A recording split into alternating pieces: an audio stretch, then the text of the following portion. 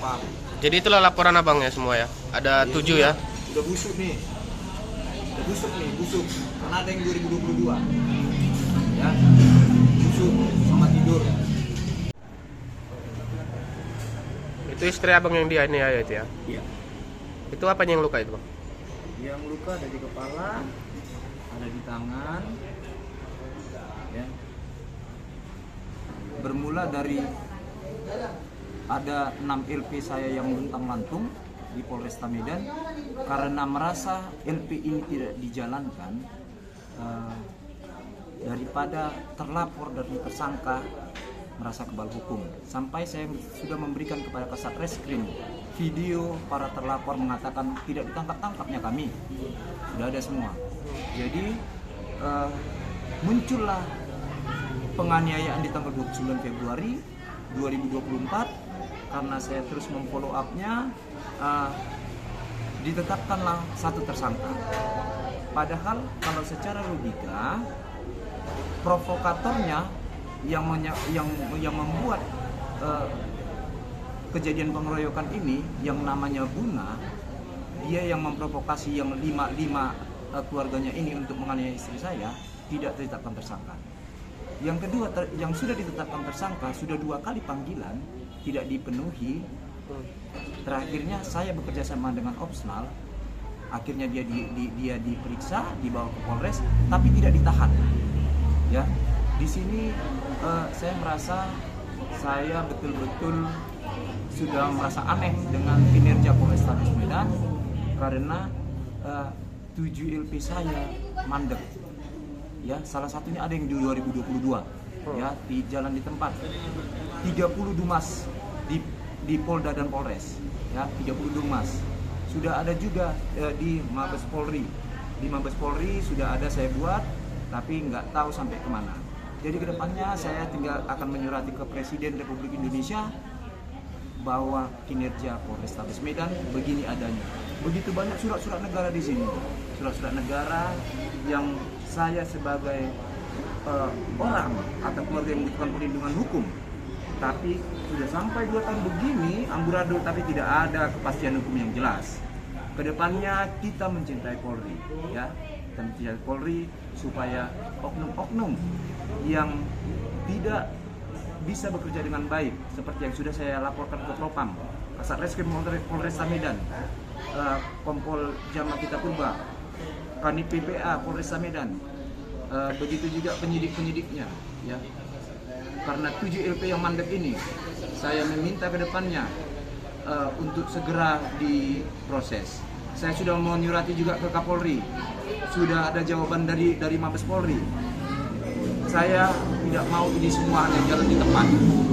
Kedepannya kita menginginkan supaya Indonesia, terlebih kepolisian Republik Indonesia lebih berbenah lagi.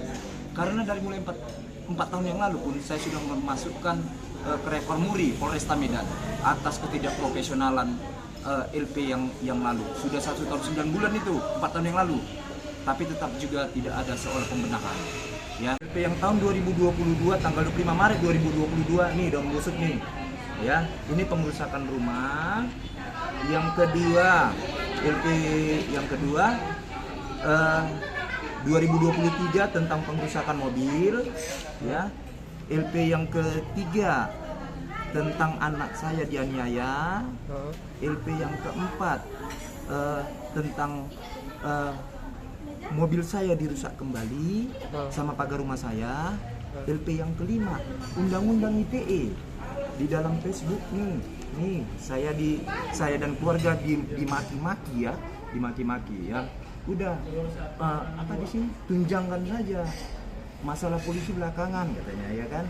Udah gitu LP yang keenam penganiayaan istri saya, penganiayaan sendiri nih. Baru yang terakhir, LP yang terakhir ini yang tadi penganiayaan secara bersama terhadap cuma istri abang. yang satu ditetapkan tersangka. Ada berapa orang itu? Ya, di sini ada 5 manusia nih, ya. Pelakunya ya? Iya, tapi provokatornya yang namanya Buddha tidak ditangkap juga. Padahal sudah saya kasih tuh video Kasat Reskrim, nggak ditangkap-tangkapnya kami katanya. Itulah, itu seolah tidak ada lagi di Polrestabes Medan ini kepastian hukum yang jelas dan ada orang bersaksi. Itu dari 7 laporan itu pelakunya sama semua. 6 lah, 6. Satu lagi enggak. 6 LP saya, 5 inilah terlapornya semua. 5 manusia ini. Karena merasa mereka kebal hukumnya, makanya istri saya miliannya ya. Dari 7 laporan mana yang diproses kemudian? Yang LP terakhir penganiayaan secara bersama, itu pun penetapan masih 1 tersangka. Dan tersangka ini udah ngeyel 2 kali mangkir. Saya bantu opsional untuk menangkapnya. Ya, saya bantu opsional ya untuk menangkapnya. Nah, kan udah gitu. Setelah itu yang PPA juga udah ada. Ini yang 1 tahun nih, udah 1 tahun di PPA. Hampir 1 tahun lah, karena LP-nya bulan Juni tuh. Itu udah tersangka. Tapi udah 2 bulan, hampir 2 bulan lah, belum di P21 ke jaksa. Ya, alasannya macam. Makanya dia pun saya adukan juga, kanit PPA dan PPA-nya dan penyidik PPA-nya. Ya, yang tahun lalu juga nih, ITE, ya. Tapi orang-orang ini juga manusianya. Makanya saya bilang merasa kebal hukum. Ya saya nggak tahu entah kenapa ya. Nggak tahu kenapa. Saya udah bolak-balik ke Polresta Medan, memfollow up ini. Mungkin saya ke Polresta Medan nggak bawa Bika Ambon. Makanya LP ini mandek, mungkin ya.